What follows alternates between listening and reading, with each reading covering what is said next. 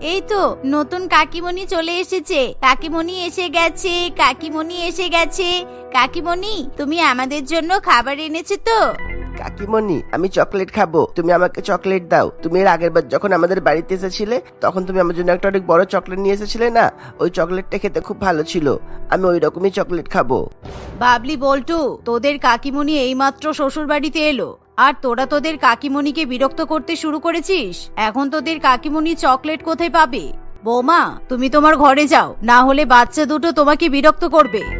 আরে না না মা, আমি বাবলু আর বল্টুর জন্য চকলেট নিয়ে এসেছি। আমি জানি এরা দুজনেই চকলেট খেতে ভালোবাসে, তাই আমি বাপের বাড়ি থেকে একটা বড় ব্যাগে করে এদের দুজনের জন্য চকলেট নিয়ে এসেছি।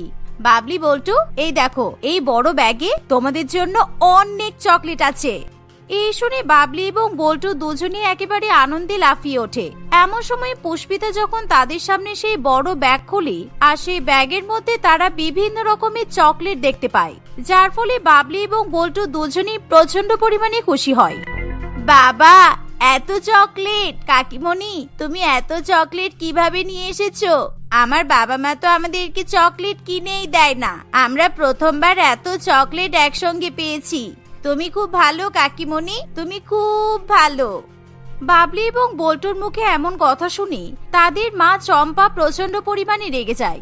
আসলে চম্পা হলো পুষ্পিতার বড় জা। আজ থেকে 2 বছর আগেই পুষ্পিতার সঙ্গে সেই বাড়ির ছোট ছেলে সঞ্জয়ের বিয়ে ঠিক হয়। সেই জন্য বিয়ের আগে থেকেই পুষ্পিতা মাঝে মধ্যে সঞ্জয়দের বাড়িতে আসা যাওয়া করে থাকে। আর সেই জন্য বাবলি এবং বল্টুর সঙ্গে পুষ্পিতার খুব ভালো সম্পর্ক গড়ে ওঠে। পুষ্পিতা যখনই তার হবু শ্বশুর বাড়িতে আসে তখনই বাবলি এবং বল্টুর জন্য অনেক অনেক চকলেট এবং খাবার নিয়ে আসে। তাই বিয়ে করে বাপের বাড়ি থেকে আসার সময় পুষ্পিতা আজকেও বাবলি এবং বল্টুর জন্য অনেক অনেক চকলেট নিয়ে আসে। কিন্তু চম্পা তার ছোট চায়ের আদিক্ষেতা কিছুতেই মেনে নিতে পারে না। এই, তোরা কি চকলেট জীবনে চোখে দেখিসনি? তোরা এমন বলছিস যেন আমি তোদেরকে কখনো চকলেট খাওয়াইনি। এরকম হাবাইতের মতো চকলেট খাচ্ছিস, তোদেরকে দেখে মনে হচ্ছে তোরা যেন রাক্ষসের বাচ্চা। দিদি, তুমি এরকম ভাবে বলছো কেন? বাচ্চারা তো চকলেট খেতে ভালোবাসে। শুধু তোমার ছেলে মেয়ে নয়, অন্যান্য বাড়ির বাচ্চারাও কিন্তু চকলেট খেতে খুব পছন্দ করে। আর আমার তো বাচ্চাদের চকলেট খাওয়াতে ভীষণ ভালো লাগে। বাচ্চাদেরকে চকলেট খাওয়াতে তোমার ভালো লাগে বললে তো হবে না। তুমি আমার 2 যমজ ছেলে মেয়েকে চকলেট খাওয়াবে আর তারপর এদের দাঁতে যখন পোকা লাগবে তখন কি হবে? তুমি বুঝি এদেরকে দাঁতের ডাক্তারের কাছে নিয়ে যাবে? বাবলি, বল্টু, এখন চকলেট খেতে হবে না, চল, এখন ডিনার করার সময় হয়ে গেছে। এই বলে চম্পা বাবলি এবং বল্টুর হাত থেকে চকলেট ছিনিয়ে নেয় আর সেই চকলেটগুলো ফ্রিজের মধ্যে রেখে দেয়, যার ফলে বাবলি এবং বল্টু দুজনেই প্রচন্ড জোরে জোরে কান্নাকাটি করতে শুরু করে। কিন্তু চম্পা তাদের কোনো কথা শোনে না। সে জোর করে 2 ছেলে মেয়েকে ঘরের মধ্যে নিয়ে যায় আর রান্নাঘর থেকে ভাত এবং রুটি নিয়ে এসে তার 2 ছেলে মেয়েকে খাওয়াতে শুরু করে। না না, আমরা এখন ভাত খাবো না, আমরা চকলেট খাবো। কাকিমণি আমাদের জন্য কত চকলেট নিয়ে এসেছে। আমরা আগে চকলেট খাবো, তারপর ভাত খাবো। তোরা কিন্তু বড্ড কাকিমণি কাকিমণি করছিস। এবার এমন মারবো না, একেবারে মেরে পিঠে ছাল তুলে দেব। চুপচাপ ভাত খেয়ে নে, ওই চকলেট খেলে তোদের পেটে ব্যথা করবে। তোদের কাকিমণি চাই তোরা চকলেট খেয়ে যাতে অসুস্থ হয়ে পড়িস, সেই জন্য তোদের জন্য অত চকলেট নিয়ে এসেছে। চুপচাপ খাবারগুলো খেয়ে নে, না হলে কিন্তু আমি রেগে গেলে দুজনের কাউকেই ছাড়বো না বলে দিলাম। মায়ের কথা শুনে বাবলি এবং বল্টু দুজনেই প্রচন্ড পরিমাণে ভয় পেয়ে যায়। তাই তারা ভয়ের চোটে তাড়াতাড়ি করে ভাত খেতে শুরু করে। আর কিছুক্ষণের মধ্যেই 2 ভাই বোনের খাওয়া হয়ে গেলে তারা তখনই ছুটে তাদের কাকিমণির ঘরে চলে যায়। তোরা ডিনার করে সোজা এখানে চলে এলি কেন? এটা কি তোদের ঘুমানোর জায়গা? চুপচাপ ঘুমাতে চল, অনেক রাত হচ্ছে, সকালে কিন্তু স্কুলে যেতে হবে। মা, আজকে আমরা দুজনেই কাকিমণির সঙ্গে ঘুমাবো। কাকিমণি আমাদেরকে খুব সুন্দর সুন্দর গল্প শোনাচ্ছে। তুমি চলে যাও, আজকে আমরা কাকিমণির কাছেই ঘুমাবো, প্লিজ। তোরা তো দেখছি কাকিমণিকে ছাড়া আর কিছুই চোখে দেখতে পাচ্ছিস না। কি রে ছোট, তুই বাড়িতে আসতে না আসতেই আমার 2 ছেলে মেয়ের উপর কি জাদুটোনা করেছিস বলতো? তুই কি আমার 2 ছেলে মেয়েকে কেড়ে নিতে চাইছিস? মা, তুমি খুব বাজে। তুমি তো আমাদেরকে কোনো গল্প শোনাও না, তুমি তো গল্প বলতেই পারো না। কিন্তু কাকিমণি খুব ভালো ভালো গল্প জানে, তাই আমরা কাকিমণির কাছেই ঘুমাবো। তুমি এখান থেকে চলে যাও। এই শুনে চম্পা প্রচন্ড পরিমাণে রেগে যায় আর সে তখনই তার 2 ছেলে মেয়েকে মারধর করতে শুরু করে। যার ফলে বাবলি এবং বল্টু দুজনেই ভ্যা ভ্যা করে কাঁদতে শুরু করে দেয়। আরে দিদি, তুমি এভাবে বাচ্চা দুটোকে মারছো কেন? ওরা কি এমন করেছে? ওরা তো এখন ছেলে মানুষ। ওরা শুধুমাত্র আমার কাছে ঘুমানোর জন্য আবদার করেছে, আর তাতেই তুমি ওদের গায়ে হাত তুলছো? তুই বেশি বকিস না। আমার ছেলে মেয়ের গায়ে হাত আমি তুলতেই পারি, তোর তাতে কি? আমি কি আমার ছেলে মেয়েকে শাসন করতে পারবো না? এদেরকে বেশি মাথায় তোলার চেষ্টা করিস না। আমাকে আমার মতো করে আমার ছেলে মেয়েকে শাসন করতে দে, বুঝেছিস? এই বলে চম্পা বাবলি এবং বল্টুর কান ধরে টানতে টানতে সেখান থেকে নিয়ে চলে যায়, আর বাবলি এবং বল্টুকে ঘরে নিয়ে গিয়ে খাটের উপর শুইয়ে দেয়। যার ফলে বাবলি এবং বল্টু চিৎকার করে কাঁদতে কাঁদতে একটা সময় ঘুমিয়ে পড়ে। অন্যদিকে বড় জায়ের এরকম ব্যবহার দেখে পুষ্পিতার প্রচন্ড পরিমাণে খারাপ লাগে। এভাবেই দেখতে দেখতে দু একদিন কাটে, আর পুষ্পিতা যখনই তার বড় জায়ের দুই যমজ ছেলে মেয়েকে স্নেহ করে, তখনই চম্পা প্রচন্ড পরিমাণে রেগে যায়। আর সে সব সময় তার দুই ছেলে মেয়েদের জন্য পুষ্পিতার সঙ্গে ঝগড়া ঝামেলা করে থাকে। একদিন চম্পা যখন ফোনে রিলস দেখতে ব্যস্ত ছিল, তখনই বাবলি এবং বল্টু দুই ভাই বোন সেখানে যায়। মা মা, আমাদের খুব খিদে পেয়েছে, তুমি আমাদেরকে কিছু খেতে দাও না গো। সেই দুপুর বেলা তো আমরা ভাত খেয়েছি, আর এখন সন্ধ্যা হয়ে গেছে। আমার খুব খিদে পেয়েছে। হ্যাঁ মা, আমাদের খিদে পেয়েছে বলে আমরা পড়তেও পারছি না। স্কুল থেকে আমাদের অনেক হোমওয়ার্কও দিয়েছে, আবার কালকে তো স্কুলে ক্লাস টেস্ট নেবে বলেছে। তুমি আমাদেরকে কিছু খাবার বানিয়ে দাও, আমরা খেয়ে পড়তে বসবো। আর মা, তোমাকে কিন্তু একটু হোমওয়ার্কে হেল্প করতে হবে, তা না হলে আমরা কিন্তু একা একা পারবো না। বাবলি এবং বল্টুর কথা শুনে চম্পা প্রচন্ড পরিমাণে বিরক্ত বোধ করে। উফ, তোরা তো দেখছি শান্তিতে আমাকে একটু বসতেই দিবি না। তোরা এত বদমাইশ হয়েছিস কেন বলতো? এখন কিছু খেতে হবে না, একটু পরে ভাত খাওয়াবো, খেয়ে নিবি। চুপচাপ এখন পড়তে বস, আর নিজেদের হোমওয়ার্ক নিজেরা কর। দু জায়গায় টিউশন পড়াচ্ছি, তারপরও আমি তোদের হোমওয়ার্কে সাহায্য করতে যাব কেন? এখান থেকে চলে যা, তা না হলে কিন্তু খুব মার খাবি বলে দিলাম। মায়ের মুখে এমন কথা শুনে বাবলি এবং বল্টু দুজনে ভয় পেয়ে যায়। তাই তারা তখনই তাদের কাকিমণির কাছে চলে যায়। কি হলো বাবলি, বল্টু, তোমরা দুজনে কাঁদছো কেন? কি হয়েছে আমাকে বলো। তোমরা যদি আমাকে না বলো তাহলে আমি বুঝবো কিভাবে? বুঝেছি, মা তোমাদেরকে বকেছে, তাই তো? কাকিমণি, আমাদের খুব খিদে পেয়েছে, আমরা মায়ের কাছে খাবার চেয়েছি, মা আমাদেরকে খেতে দেয়নি। মা তো নিজের মতো করে ফোন ঘাঁটতেই ব্যস্ত। এমনকি আমরা মাকে হোমওয়ার্কে হেল্প করতে বলেছি, মা সেটাও করে দেবে না বলেছে। মা ভীষণ বাজে, মা আমাদের একদম ভালোবাসে না। এরকম করে বলতে নেই বাবলি, তোমাদের মাও তো তোমাদেরকে খুব ভালোবাসে। ঠিক আছে, তোমরা বসো, আমি এখনই তোমাদের জন্য কিছু খাবার নিয়ে আসছি, তারপর আমি তোমাদেরকে হোমওয়ার্ক করিয়ে দেব। আচ্ছা, তোমরা কি খাবে আমাকে বলো, আমি এখনই তোমাদের জন্য খাবার বানিয়ে নিয়ে আসবো। কাকিমণি, আমাদের জন্য তুমি আজকে চিজ ম্যাগি বানিয়ে দাও। অনেকদিন হয়ে গেছে আমরা চিজ ম্যাগি খাইনি, আমাদের চিজ ম্যাগি খেতে ভীষণ ভালো লাগে। এই শুনে পুষ্পিতা তখনই রান্নাঘরে চলে যায়, আর সে বেশি বেশি করে সবজি দিয়ে এবং খুব সামান্য পরিমাণে চিজ ব্যবহার করে ম্যাগি তৈরি করে, যাতে বাচ্চাদের পেটে কোনো সমস্যা না হয়। আর কিছুক্ষণের মধ্যেই পুষ্পিতার ম্যাগি বানানো হয়ে গেলে সে বাবলি এবং বল্টুকে খাওয়াতে চলে যায়। সে নিজে হাতে বাবলি এবং বল্টুকে ম্যাগি খাওয়াতে শুরু করে, যার ফলে বাবলি এবং বল্টু দুই ভাই বোন প্রচন্ড পরিমাণে খুশি হয়। এমন সময় চম্পা যখন সেখানে যায়, তখন সে পুষ্পিতার উপর প্রচন্ড পরিমাণে রেগে যায়। তুই কি আমার ছেলে মেয়ে দুটোকে মারবি বলে ঠিক করেছিস? তুই জানিস না আমি আমার ছেলে মেয়েদেরকে কোন রকম ফাস্টফুড কিংবা জাঙ্ক ফুড খেতে দিই না? তুই জানিস ময়দা বাচ্চাদের শরীরের পক্ষে কতটা ক্ষতিকর? আর তুই আমার ছেলে মেয়েদেরকে ম্যাগি বানিয়ে খাওয়াচ্ছিস। আমি দেখেছি তুই বারবার আমার ছেলে মেয়েদেরকে উল্টোপাল্টা খাবার খাওয়ানোর চেষ্টা করিস। এই ম্যাগি খেয়ে ওদের যদি শরীর খারাপ করে তাহলে কিন্তু আমি তোকে ছাড়বো না। দিদি, ওরা তো আর সবসময় ময়দা খায় না। এই ম্যাগিতে অনেক রকমের সবজিও দিয়েছি আমি, আর খুব সামান্য পরিমাণে চিজ দিয়েছি। বাচ্চারা মাঝে মধ্যে যদি ম্যাগি খেয়েই থাকে তাতে কোনো অসুবিধা নেই। তুমি দয়া করে ওদেরকে বকাবকি করো না, ওরা কিন্তু তোমাকে খুব ভয় পায়। এখন কি তোর কথা শুনে আমাকে চলতে হবে? এরা কি তোর ছেলে মেয়ে নাকি আমার ছেলে মেয়ে? তোকে একটা কথা বলে দিচ্ছি, শুনে নে। তুই আজকের পর থেকে আমার ছেলে মেয়েদের ধারে কাছে যাবি না বলে দিলাম, কারণ তোর জন্য আমার দুই ছেলে মেয়ে এখন আমাকে পছন্দ করছে না। তোর সঙ্গে থাকলে কোনোদিন আমার ছেলে মেয়ের বড়সড় ক্ষতি হয়ে যাবে। তাই আমার ছেলে মেয়েকে কিভাবে আমি মানুষ করব সেটা আমি বুঝে নেব। চম্পার মুখে এমন কথা শুনে পুষ্পিতা সেদিন প্রচন্ড পরিমাণে খারাপ লাগে। তাই পুষ্পিতা কাঁদতে কাঁদতে নিজের ঘরে চলে যায়। এমনকি সেদিন পুষ্পিতার এতই মন খারাপ করে যে সে কয়েকদিনের জন্য মায়ের বাড়িতে থাকতে চলে যায়। কিন্তু মায়ের বাড়িতে গিয়েও পুষ্পিতার বারে বারে বাবলি এবং বল্টুর কথা মনে পড়ে।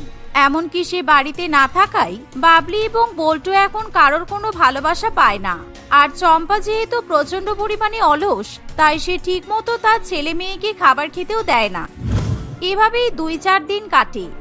একদিন, ও মা, আমাদের খুব খিদে পেয়েছে, তুমি আমাদেরকে কিছু খেতে দাও না। তুমি তো আজকে সারাদিন কিছু রান্না করনি। দুপুরবেলা আমরা শুধুমাত্র পাউরুটি খেয়েছি, তখন আমাদের খুব খিদে পেয়েছে। তুমি কখন রান্না করবে বলো না? কাকিমণিও বাড়িতে নেই, ঠাম্মিও বাড়িতে নেই, আমাদেরকে কে রান্না করে খাওয়াবে? আরে বাবা, তোরা কি আমার মাথা খাবি এবার? সবসময় এত খাই খাই করিস কেন বলতো? আমি এখন সিরিয়াল দেখছি, আমার সিরিয়াল দেখা হয়ে যাবে, তারপর আমি রান্না করতে যাব। এখন চলে যা এখান থেকে। এভাবেই চম্পা তার 2 ছেলে মেয়েকে ঘর থেকে তাড়িয়ে দেয়। কিন্তু বাবলি এবং বল্টুর প্রচন্ড পরিমাণে খিদে পেয়ে যাওয়ায় তারা দুজনেই রান্নাঘরে চলে যায়। আর রান্নাঘরে গিয়ে তারা দেখে যে রান্নাঘরে সেলফির উপর বড় বড় 2টো পাউরুটি রাখা আছে। আর তাদের যেহেতু প্রচন্ড পরিমাণে খিদে পায়, তাই তারা সেই পাউরুটি নিয়ে খেতে শুরু করে দেয়। আর সেই পাউরুটি খাওয়ার পর থেকেই বাবলি এবং বল্টুর প্রচন্ড পরিমাণে বমি শুরু হয়, যা দেখে চম্পা খুবই ভয় পেয়ে যায়। আসলে রান্নাঘরে প্রচন্ড পরিমাণে ইঁদুরের উপদ্রব বেড়ে যাওয়ায় রাসমণি দেবী রুটির মধ্যে ইঁদুর মরা বিষ মিশিয়ে রেখেছিল। আর সেই পাউরুটি খাওয়ার ফলেই বাবলি এবং বল্টুর শরীরে বিষক্রিয়া ঘটে। আর কিছুক্ষণের মধ্যেই বাবলি এবং বল্টু অজ্ঞান হয়ে পড়ে যায়, যার ফলে চম্পা সঙ্গে সঙ্গে তার স্বামীকে ফোন করে বাড়িতে ডাকে। আর 2 ছেলে মেয়েকে নিয়ে তারা নার্সিং হোমে চলে যায়। খবর পেয়ে সঙ্গে সঙ্গে পুষ্পিতা এবং তার পরিবারের সকলেই নার্সিং হোমে এসে পৌঁছায়। আমাকে তোমরা ক্ষমা করে দাও, আজকে বাবলি আর বল্টুর এই অবস্থা হয়েছে শুধুমাত্র আমার জন্য। ছোট যদি আজকে বাড়িতে থাকতো তাহলে আমার 2 ছেলে মেয়ের এরকম অবস্থা হতো না। আমি সব সময় ছোটর উপর হিংসা করেছি। ও আমার ছেলে মেয়েদেরকে আদর করে, স্নেহ করে বলে আমি ওর সঙ্গে ঝগড়া করেছি, আর যার জন্য উপরওয়ালা আজকে আমাকে এত বড় শাস্তি দিল। এভাবেই চম্পা প্রচন্ড পরিমাণে কান্নাকাটি করতে থাকে। কিন্তু পুষ্পিতা রাগের চোটে কিছুতেই চম্পাকে ক্ষমা করতে চায় না। আর 2-4 দিন নার্সিং হোমে অ্যাডমিট থাকার পর বাবলি এবং বল্টু দুজনেই সুস্থ হয়ে বাড়িতে ফিরে যায়। কিন্তু এমন ঘটনার পর থেকে চম্পা নিজেকে পুরোপুরিভাবে পরিবর্তিত করে নেয়। সে আর কখনোই তার ছোট জায়ের উপর হিংসা করে না। তাই পুষ্পিতা এখন মন ভরে বাবলি এবং বল্টুকে আদর করে। রতন এবং বিমলা তাদের মেয়ে পিয়াসীর সঙ্গে খুবই গরিব পরিবারে বাস করে। আর তাদের বাড়িটা যেহেতু ভাঙাচোরা, তাই বর্ষাকাল এলেই তারা খুবই দুশ্চিন্তাগ্রস্ত হয়ে পড়ে। কারণ বর্ষাকালে ভয়াবহ বৃষ্টি হলে তাদের বাড়ির চারদিক দিয়ে জল ঢোকে আর তাদের জীবন একেবারে বিপন্ন হয়ে ওঠে। কিন্তু এবারের বর্ষাকালটা তাদের কাছে একটু অন্যরকমের ছিল, কারণ এবার বর্ষাকালে স্বাভাবিকের তুলনায় বেশি বৃষ্টিপাত হয়। তাই প্রত্যেকদিন বৃষ্টি জলে তাদেরকে কষ্ট করতে হয়। পিয়াসী, আজকে কিন্তু ভারী বৃষ্টির সম্ভাবনা আছে, তাই তুই বাইরে থেকে একটা ত্রিপলের ব্যবস্থা করে নিয়ে আয়। তোর বাবার সঙ্গে গিয়ে 2-3টে বালতি নিয়ে আয়, কারণ ঘরের মধ্যে পেতে রাখতে হবে, কারণ যেখান সেখান থেকে জল পড়তে পারে। আমি পাশের বাড়ির কমল কাকুর কাছ থেকে ত্রিপল চেয়ে নিয়ে আসছি, আর কমল কাকু আমাদেরকে 2-3টে বালতিও দিয়ে দেবে। এভাবে বৃষ্টির হাত থেকে বাঁচার জন্য পিয়াসী এবং তার বাবা চারিদিকে ঘুরে ফিরে ত্রিপল এবং বালতির ব্যবস্থা করে। আর 2-3টে মোমবাতিও কিনে নিয়ে চলে আসে, কারণ ভয়াবহ বৃষ্টি হলে তাদের ঘরে লোডশেডিং হয়ে যায়। আর এমন সময় যদি চারিদিকে জল জমে থাকে তাহলে যে কোনো সময় তাদের বিপদ হতে পারে। সন্ধ্যা হতে না হতেই ভয়াবহ বৃষ্টিপাত শুরু হয়ে যায়, আর তারা দরজা জানালা বন্ধ করে বাড়ির মধ্যে বসে পড়ে। এমন সময় তাদের দরজায় হঠাৎ করে টোকা পড়ে। বাবা, এত বৃষ্টির মধ্যে আবার আমাদের বাড়িতে কি এলো? পিয়াসী, যা গিয়ে তাড়াতাড়ি দরজাটা খোল, কেউ আবার বিপদে পড়লো নাকি? বাইরে যা বৃষ্টি হচ্ছে, আমার তো বৃষ্টির আওয়াজ শুনেই ভয় করছে। আচ্ছা মা, দাঁড়াও, আমি দেখছি কে এসেছে। এই বলে পিয়াসী তাড়াতাড়ি করে দরজা খুলে দেখে দরজার বাইরে একজন লম্বা চওড়া অচেনা লোক তার মেয়েকে নিয়ে দাঁড়িয়ে আছে। আর তারা বৃষ্টিতে ভিজে একেবারে কাক হয়ে গেছে। এই দেখে পিয়াসীর ভীষণ পরিমাণে কষ্ট হয়, আর পিয়াসী তাদেরকে বাড়ির মধ্যে ঢুকতে বলে। কিছু মনে করবেন না, বাইরে ভীষণ বৃষ্টি পড়ছে, আমরা বাড়িতেই ফিরছিলাম আর আমাদের গাড়িটা হঠাৎ করে খারাপ হয়ে গেছে। আর এখান থেকে মেকানিকের দোকান অনেক দূরে, তাই গাড়িটা গ্যারেজে নিয়ে যেতে পারছি না। সামনাসামনি আপনাদের বাড়ি দেখলাম, তাই এখানে চলে এসেছি। না না, কোনো ব্যাপার না, আপনি আসুন, আমাদের বাড়িতে আসুন। আর স্বাভাবিক, বাইরে যা বৃষ্টি হচ্ছে, এই অবস্থায় গাড়ি খারাপ হয়ে গেলে বাইরে দাঁড়িয়ে থাকা যায় না, আপনারা ভেতরে আসুন। এই বলে পিয়াসী 2 অচেনা অতিথিকে বাড়ির মধ্যে নিয়ে আসে, আর যা দেখে বিমলা এবং তার স্বামী একেবারেই পছন্দ করে না। কারণ তারা এমনিতেই গরিব, তার উপরে এই প্রচন্ড বৃষ্টিপাতের মধ্যে ঘরের মধ্যে থাকার মতো তাদের পরিস্থিতি নেই, কারণ তাদের ঘরে চারিদিক থেকে জল পড়ছে। আর এরই মধ্যে তাদের মেয়ে বাড়িতে এরকম একজন অচেনা অতিথিকে নিয়ে এসেছে, যা স্বাভাবিকভাবে বিমলা কিছুতেই পছন্দ করতে পারে না। কিন্তু তারা গরিব হলেও বাড়িতে যেচে পড়ে আসা অতিথিকে তারা অপমান করতে পারে না। আপনারা বসুন, আমি আপনাদের জন্য গামছা নিয়ে আসছি। ইস, বৃষ্টিতে একেবারে ভিজে গেছেন। আপনারা কিছু খাওয়া দাওয়া করেছেন? না না দিদি, আমরা ঠিক করেছিলাম বাড়িতে গিয়ে একসাথে খাওয়া দাওয়া করবো, কিন্তু হঠাৎ করে এত বৃষ্টি হয়েছে যে আমাদের কাছে কোনো খাবার দাবারও ছিল না, তাই আমাদের খুব খিদেও পেয়েছে। আকাশবাবুর এমন কথা শুনে বিমলা আরো বেশি চিন্তায় পড়ে। একই বৃষ্টির মধ্যে কিছুদিন ধরে রতন বাজারে যেতে পারছে না, ফলে তারা সিদ্ধ ভাত খেয়ে দিন কাটাচ্ছে। তার উপর রতনের কাজকর্ম এখন বন্ধ, কিন্তু এখন যেহেতু বাড়িতে অতিথি এসেছে, তাদেরকে কিভাবে সিদ্ধ ভাত খেতে দেবে তা ভেবেই বিমলার মাথা একেবারেই খারাপ হয়ে যায়। এমন সময় বিমলা তার মেয়েকে রান্নাঘরে ডেকে বলে, পিয়াসী, তোর তো দেখছি একটা বোধ গম্য বলে কিছু নেই। এরকম অচেনা অতিথিদের বৃষ্টির মধ্যে কেউ বাড়ির মধ্যে নিয়ে আসে? তুই জানিস না আমরা কতটা গরিব? আমরা বর্ষাকালে নিজেরাই কোনো মতে দিন কাটাচ্ছি, তার উপর তুই রাত্রেবেলা অতিথি সেবা করবি? এরকম হলে কি করে হবে? তুই কিছু একটা বলে ওদেরকে দরজা থেকেই তো ফিরিয়ে দিতে পারতিস।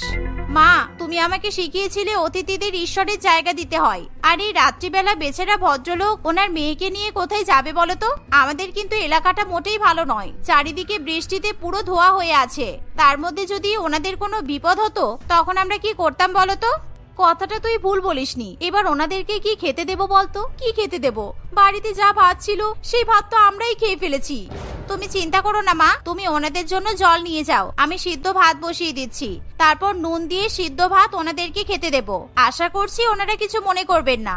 ওনাদেরকে দেখে যতই বড়লোক বলে মনে হোক না কেন, ওনাদের ব্যবহার কিন্তু অত্যন্ত ভালো।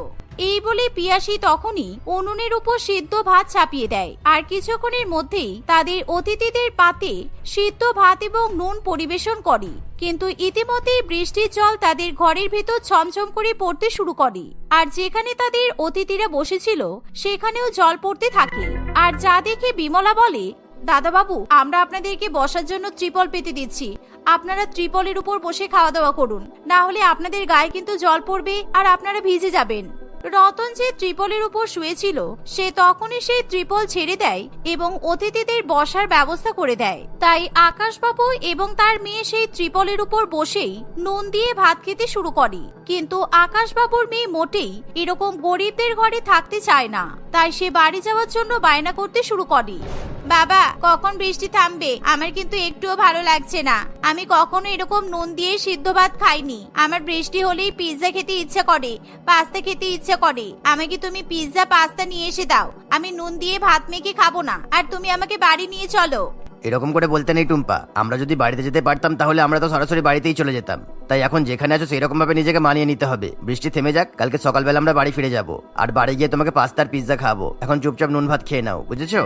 বাবার কথা শুনে টুম্পা চুপ করে যায়। ফলে তারা দুজনেই সিদ্ধ ভাত খেতে যাবে এমন সময় বৃষ্টির জল তাদের ভাতের উপর পড়তে শুরু করে। কিন্তু আকাশবাবুর তাতেও কিছু যায় আসে না। সে একেবারে মাটির মানুষ ছিল, কিন্তু টুম্পা খুবই অহংকারী। তাই তার বাবা সেই নুন ভাত খেয়ে নিলেও টুম্পা কিছুতেই সেই ভাত খেতে চায় না। এভাবে দেখতে দেখতে কিছুটা সময় পেরিয়ে যায় আর বৃষ্টির পরিমাণ আরো বাড়তে শুরু করে। আর হঠাৎ করে তাদের বাড়িতে লোডশেডিং হয়ে যায়। বাবা, এদের বাড়িতে এসি পর্যন্ত নেই, আর বৃষ্টির মধ্যে জানালা দরজা সব বন্ধ। আমার ভীষণ গরম লাগছে, আমার দম বন্ধ হয়ে যাচ্ছে। তুমি প্লিজ আমাকে বাড়ি নিয়ে চলো বাবা, আমি এসি ছাড়া থাকতে পারছি না। তার উপর দেখো, এদের ঘরটা একেবারে ঘুটঘুটে অন্ধকার। তুমি আবারও সেই বড় বড় কথা বলছো? তুমি এক মুহূর্তে এসি ছাড়া থাকতে পারছো না। আর ভাবো তো, এনারা সারা জীবন এভাবেই কষ্টের মধ্যে বসবাস করছেন, সুতরাং এনারা যখন থাকতে পারছেন আমরাও থাকতে পারবো, বুঝেছো? বর্ষার মধ্যে অন্ধকার ঘরে কাটানোর জন্য বিমল এবং পিয়াসী মোমবাতি জ্বেলে দেয়। ফলে তাদের ঘর আলো হয়ে যায়। কিছুক্ষণ পর আকাশবাবু এবং টুম্পার ভীষণ পরিমাণে ঘুম পায়, তাই তারা ঘুমানোর চেষ্টা করে। দাদা বাবু, আমাদের এই ভাঙাচোরা খাটে আপনি আর আপনার মেয়ে শুয়ে পড়ুন, কারণ মাটিতে শোয়ার চেষ্টা করবেন না, মাটিতে বৃষ্টির জল পড়বে। আমরা বরঞ্চ মাটিতে ত্রিপলের উপর শুয়ে পড়বো। কিছু মনে করবেন না, আমরা হঠাৎ করে এরকম বৃষ্টির মধ্যে আপনাদের বাড়িতে এমন ভাবে উড়ে এসে জুড়ে বসেছি যে আপনাদের ভীষণ কষ্ট হচ্ছে। আপনি একদমই চিন্তা করবেন না, আমি আর আমার মেয়ে ঠিকই মাটিতে শুয়ে পড়তে পারবো। মোটেই না বাবা, তোমার সাথে তুমি আমার নাম জুড়ে দিও না। আমি একদমই বৃষ্টির মধ্যে মাটিতে শুতে পারবো না। তুমি দেখেছো মাটিতে বৃষ্টির জল পড়ে কেমন কাদা কাদা হয়ে গেছে? এরকম কাদার উপর আমি কিছুতেই শুয়ে থাকতে পারবো না। আমি খাটেই ঘুমাবো। এই বলে টুম্পা তাদের খাটের উপর উঠে পড়ে আর সে ভালো দিকটাতে শুয়ে পড়ে। আর আকাশবাবু তার মেয়ের এরকম ব্যবহারে ভীষণই লজ্জিত বোধ করে, কারণ একেই তারা বৃষ্টির মধ্যে গরিব ঘরে আস্তানা খুঁজে পেয়েছে, তার উপর তার অহংকারী মেয়ের এরকম ব্যবহার। তাই আকাশবাবু তার মেয়েকে বকাবকি করতে শুরু করলে বিমলা এবং পিয়াসী আকাশবাবুকে থামিয়ে দেয়। আপনার মেয়ে একদম ঠিক কথাই বলেছে। আপনি আর আপনার মেয়ে খাটে শুয়ে পড়ুন। আমাদের মাটিতে শুয়ে অভ্যাস আছে, তাই আমাদের কোনো কষ্ট হবে না। আপনারা আমাদের অতিথি, আপনাদের সেবা করাই তো আমাদের ধর্ম। এই বলে পিয়াসী তার বাবা মাকে নিয়ে মাটিতে ত্রিপল পেতে শুয়ে পড়ে। অন্যদিকে আকাশবাবু তার মেয়েকে নিয়ে খাটের উপর শুয়ে পড়ে। আর সারা রাত মাটিতে জল পড়ার ফলে তাদের ত্রিপল একেবারে ভিজে যায়। আর এভাবেই বর্ষার মধ্যে পিয়াসী এবং তার বাবা মা খুবই কষ্ট করে রাত কাটায়। আর পরের দিন সকালবেলা তাদের যখন ঘুম ভাঙে, তখন তারা তাদের অতিথিদেরকে দেখতে পায় না। বিমলা এবং পিয়াসী তাদেরকে খোঁজাখুঁজি করার চেষ্টা করলেও কোথাও তারা আকাশবাবু এবং তার মেয়েকে খুঁজে পায় না। আর ইতিমধ্যে বৃষ্টিপাতও বন্ধ হয়ে আসে। ওনারা এভাবে আমাদেরকে না বলে চলে গেলেন কেন কি জানি, কিছু তো বুঝতেই পারলাম না। সকালবেলা অন্তত এক কাপ চা পর্যন্ত ওনাদেরকে খাওয়াতে পারলাম না, আর দরজাটাও এখনো পর্যন্ত খোলা আছে। আমার মনে হয় ওনার মেয়ে সারা রাত ধরে খুব কষ্ট পেয়েছে, সেই জন্য ওনারা আর দেরি করেনি, আমাদেরকে না জানিয়ে এখান থেকে চলে গেছে।